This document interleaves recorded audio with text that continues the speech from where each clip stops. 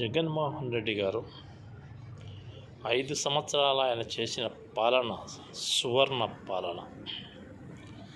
ఆ పాలనలో ఆయన ఇచ్చినటువంటి హామీలు 129 హామీలు ఇచ్చాడు. ఈ హామీల్లో 128 హామీలను అమలు చేయగలిగాడు. అంటే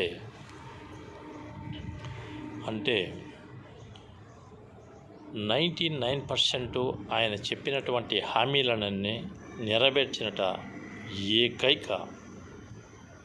ఇన్ని సంవత్సరాలలో స్వతంత్రం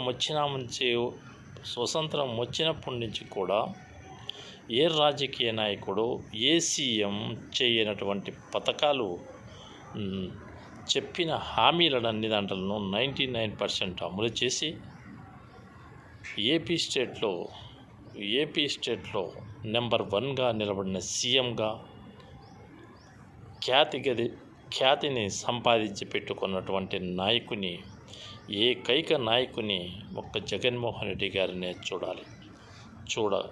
చూడలేం కూడా ఇలాంటి సీఎంను.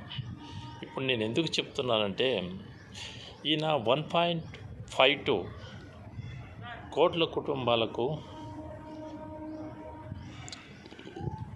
ఇప్పుడు 1.52 కోట్ల కుటుంబాల ఖాతాలలో ఈయన చేసినటువంటి లక్షలాది డబ్బులు 2.69 లక్షల కోట్లు క్షేమ పథకాల పేరుగా 2.69 లక్షల కోట్లు క్షేమ ఫలాలు నేరుగా వారి జమకు వెళ్ళిపోయాయి. ఇలాంటి నాయకుని మనం సంపాదించుకోవాలంటే చాలా కష్టమైనటువంటి పని. ఇలాంటి నాయకుని ఏ విధంగా ప్రజలు ఓడగొట్టారా, లేక కూటమి ప్రభుత్వం మోసాల వల్ల ఓడిపోయాడా అనేది ప్రజలకు తెలుసు.